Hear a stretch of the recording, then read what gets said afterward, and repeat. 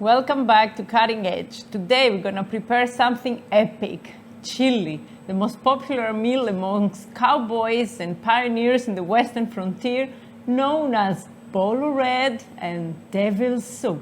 Here in Europe, when people they do chiliconcarne, at best it becomes a spicy bolognese with some added beans.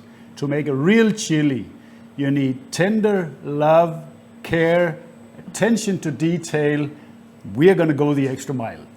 Stay alert.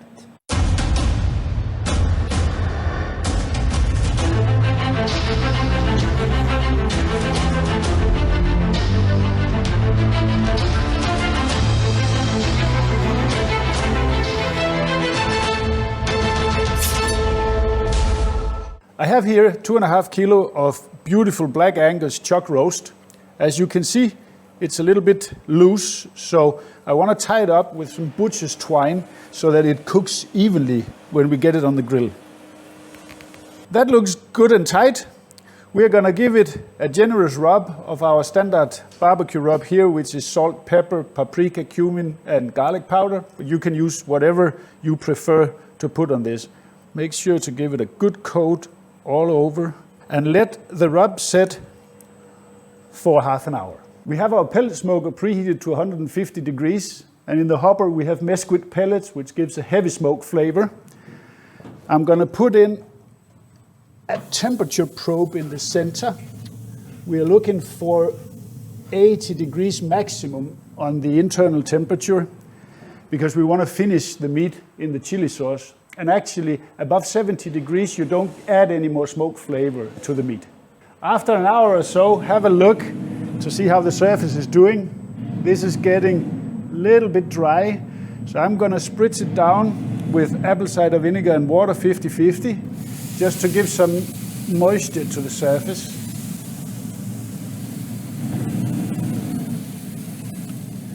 There we go. And we let it go another hour. We have a lot of ingredients here that we will go through step by step, but for chili, obviously, we need chilies. And we have here 5 different types of dried chilies.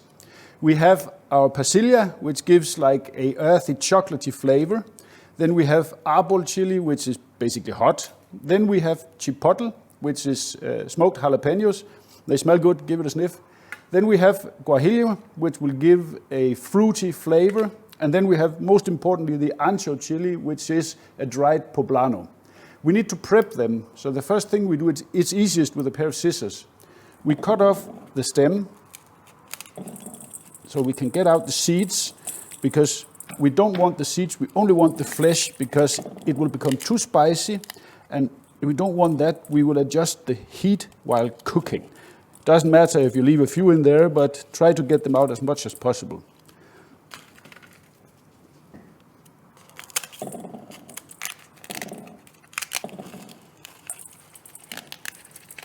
After the tedious work of emptying all the seeds from the chilies, we're going to bring out the flavors in our chilies. We're going to do that by roasting them on a dry pan over medium heat. We want to roast them, not burn them, but roast them until they start slightly smoking. And you might ask yourself why the idiot, he doesn't use fresh chilies, but there is a good reason for that, because dried chilies, they give so much more flavor and depth of flavor. You can compare it a little bit to a grape that becomes into a raisin. You know the difference on that. And that's why we're doing this. When you start smelling the chilies and they give out a whiff of smoke, then it's time to rehydrate the chilies. We're going to do that with a bit of homemade beef broth, just enough to cover them, like that. And when you make sure they're simmering, then we kill the heat and cover them up. For our dish, we're going to grill some sausage. We have here about 1 kilo of beautiful wild boar sausage from northern Greece. And we're also going to char some peppers.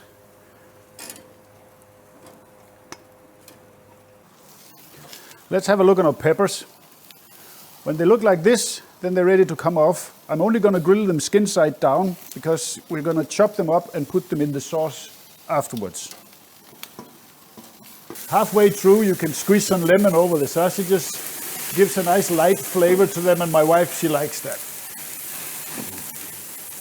Our chilies are rehydrated and soft, so now it's time to get them into our blender. And we will blend them till we have a smooth paste, which will run circles around any chili made with cayenne pepper or chili powder. We have our sausage, our grilled vegetables, and our chuck roast ready. Now we need to cut them into bite-sized chunks so they're ready for the sauce. And for the record, who says you can't get a nice smoke ring from a pellet smoker? Look at that, just beautiful.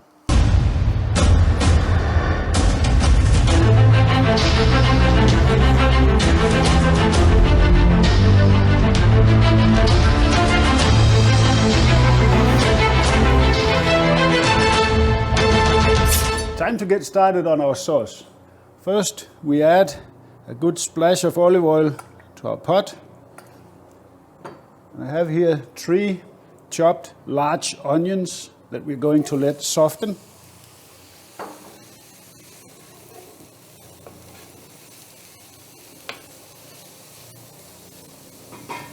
We create space in the middle.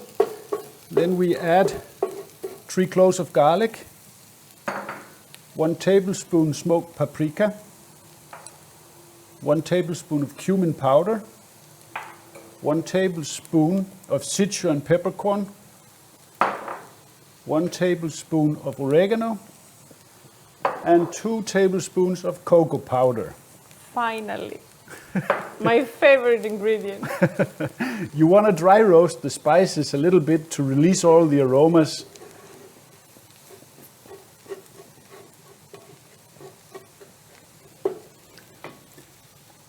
Then we're going to add 150 grams tomato paste, and then we're going to mix it all together.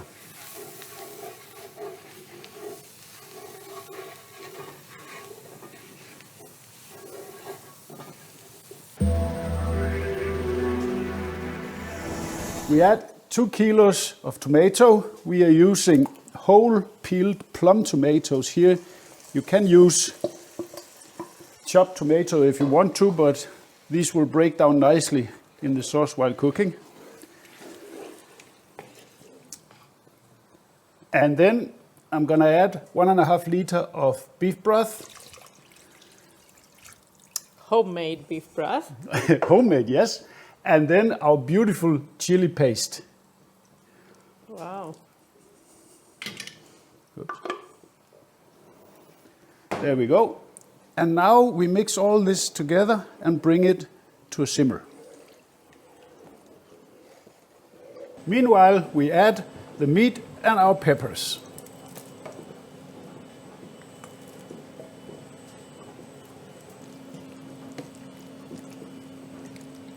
Let's taste it for salt.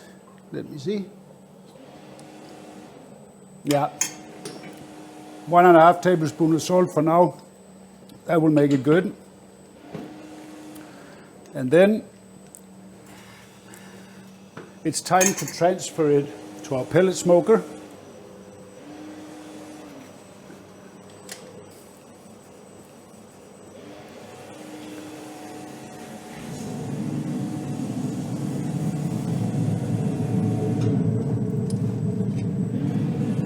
We're going to let it cook here for a couple of hours without lid to get smoke flavor and the sauce to reduce.